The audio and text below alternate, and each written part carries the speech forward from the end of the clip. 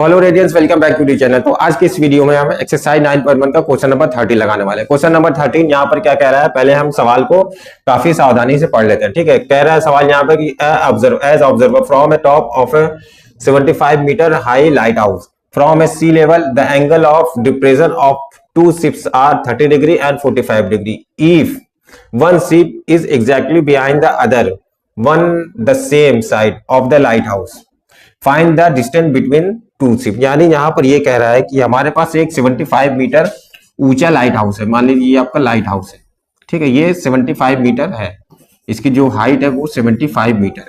ठीक है, अब 75 मीटर हाइट के टॉप से वो एक शिप को देख रहा है, दो शिप को देख रहा है। मान लीजिए ये आपका क्या है, सी लेवल है। ठीक है, ये आपका सी लेवल है। तो एक शिप को वो देख रहा है, वो 30 डिग्री का एंगल बना रहा है। ठीक है, ये आपका 30 डिग्री का एंगल बना रहा है। और दूसरे शिप को जब ये देखता है, ठीक है, तो ये 45 डिग्री का एंगल बना रहा है, ये 45 डिग्री का एंगल बना। ठीक है, तो पूछ रहा है कि ये जो दो शिप्स है, ठीक है, मान लीजिए क्या है आपका ए बी सी और ये डी है। ठीक है, तो ए बी के बीच की दूरी निकालना है, यानी ये जो दो शिप है जहाज है, उसके बीच की दूरी हमें निकालना है। ठीक है, तो चलिए इसको हम कर लेते हैं। तो यहां पर देखिए, सबसे पहले हम कौन सा ट्राइंगल लेंगे, हम कोई सा भी ट्राइंगल लेते हैं। इसमें दो ट्राइंगल दिख रहा है। पहला ट्राइंगल दिख रहा है सी बी डी। ठीक है, पहला ट्राइंगल। दूसरा ट्राइंगल क्या दिख रहा है, ये सी ए डी। दूसरा ट्राइंगल हमारे पास दिख रहा है सी ए डी। ठीक है, चलिए बारी बारी से हम ट्राइंगल को सिलेक्ट करते हैं और फिर अपने सवाल को करते हैं। तो सबसे पहले हम ट्राइंगल लेते हैं इन अ ट्राइंगल।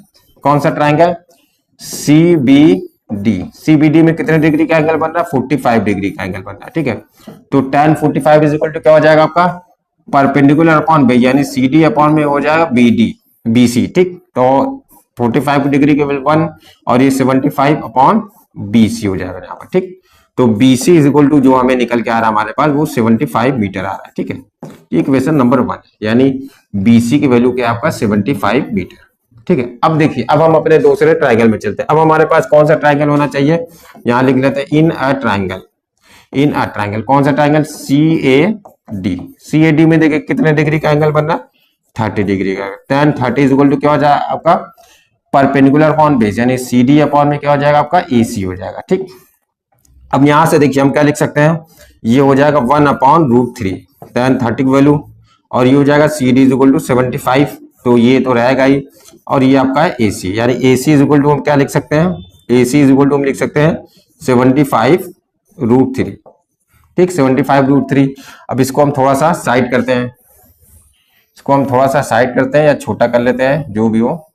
ठीक है, इसको हम यहाँ पर कर लेते हैं। अब चलिए करते हैं हम आगे। अब देखिए, जो ए सी है वो किसका किसका का सम है, जो ए सी है उसको हम क्या लिख सकते हैं, A C is equal to A B और प्लस में आपका हो जाएगा बी सी।